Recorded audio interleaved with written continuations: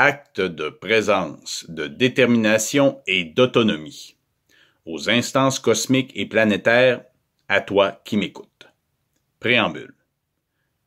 N'est-il pas étrange de devoir affirmer être bien vivant, bienveillant, d'esprit sain et pugnace, alors que le fait de mon ignorance m'affecte moins que le fait d'y être volontairement contraint?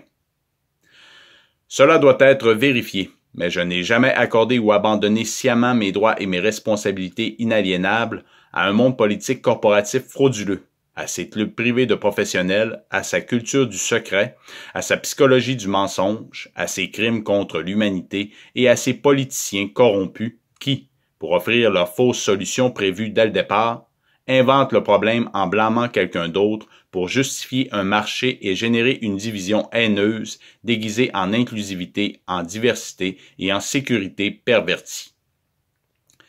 Ils réécrivent l'histoire et les lois au besoin en planifiant des événements qui font souffrir les peuples afin de maintenir leur contrôle obtenu grâce à l'argent, la technocratie inefficace, la coercition, la guerre et l'ignorance de ces mêmes droits et responsabilités inaliénables.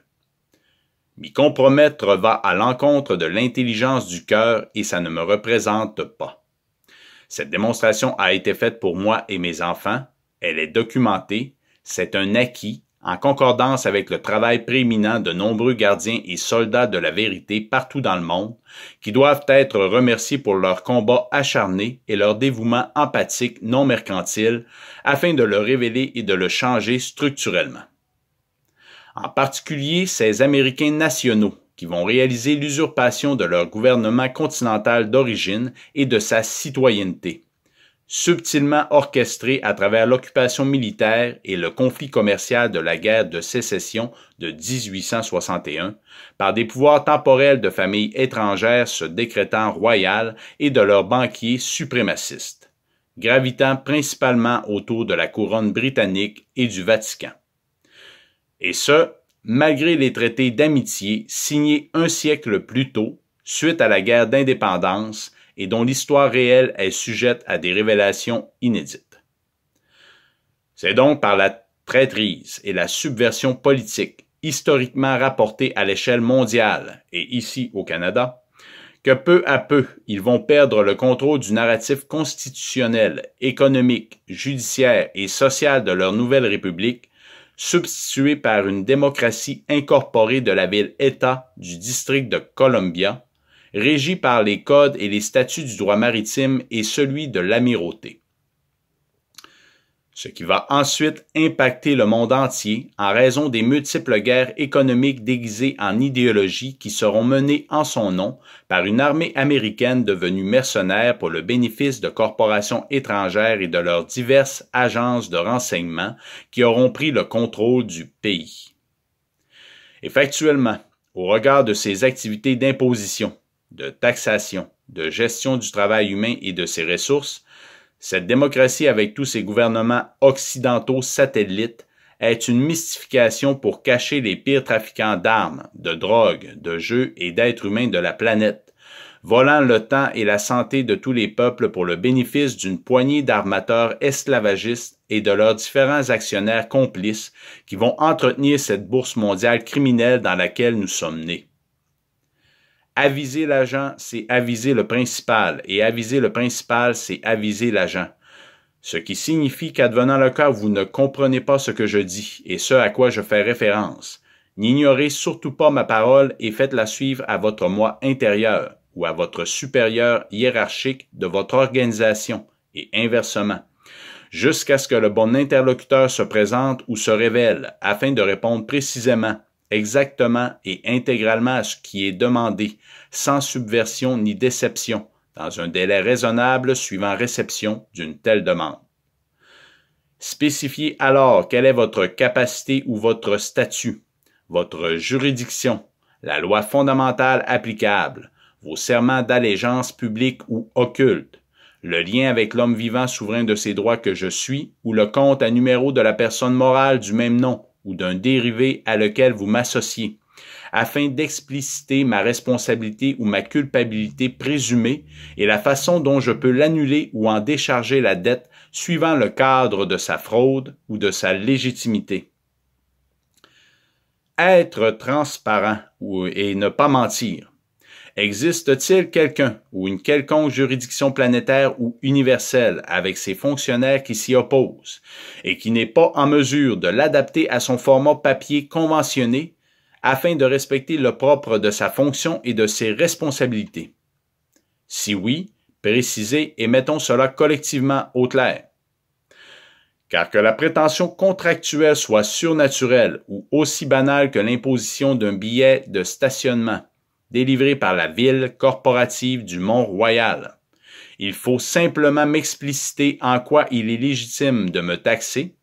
en quoi suis-je obligé de m'y soumettre, et le tort qui pourrait en résulter. Autrement, il me faut sonner les cloches des plus hautes instances cosmiques pour me faire respecter et détruire ce système de contrat que l'on veut m'imposer par la ruse, l'intimidation et l'omission, ce qui autrement serait impossible. Mais comment le puis-je? En ai-je la force et les moyens? Dois-je les créer? Manifestement, je n'ai pas d'autre choix que de m'engager à le vérifier vu mon ignorance et mon exposition à cette guerre intense d'informations contradictoires qui divise le cœur des femmes et des hommes, parce qu'ils n'ont pas encore atteint l'état d'esprit de s'entendre collectivement sur le simple fait de vouloir savoir ce qui est.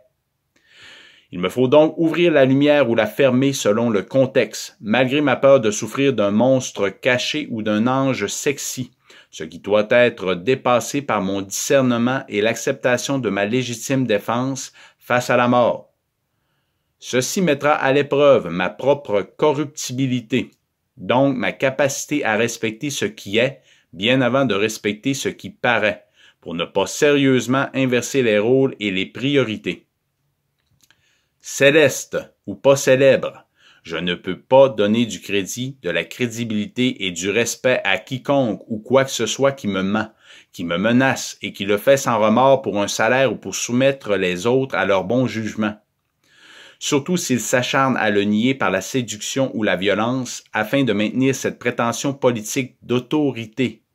qu'ils ont acquise par ce jeu psychologique de la corruption et de l'endoctrinement qui mène à la dépendance hébétée de gens drogués ou psychiquement manipulés par la pensée. Par conséquent, tout statut hiérarchique obtenu de cette façon ne peut être que temporel et temporaire, suivant le temps nécessaire pour intégrer la réalité et la volonté de s'y opposer pour rétablir l'équilibre.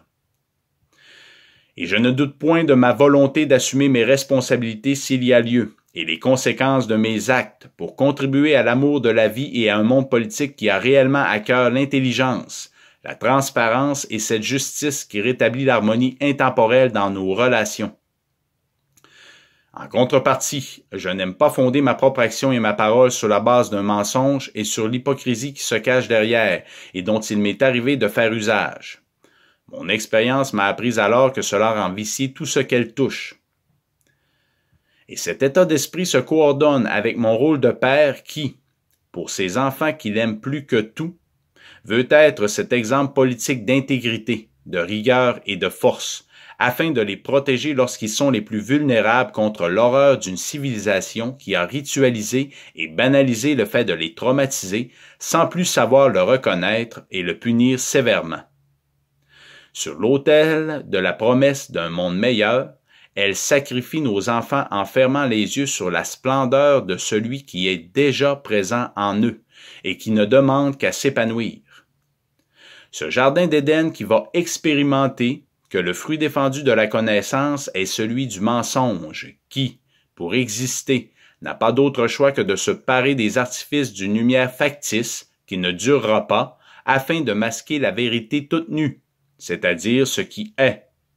Et si le fruit est consommé, ses graines vont se répandre et, logiquement, flétrir le jardin pour en bannir le paradis.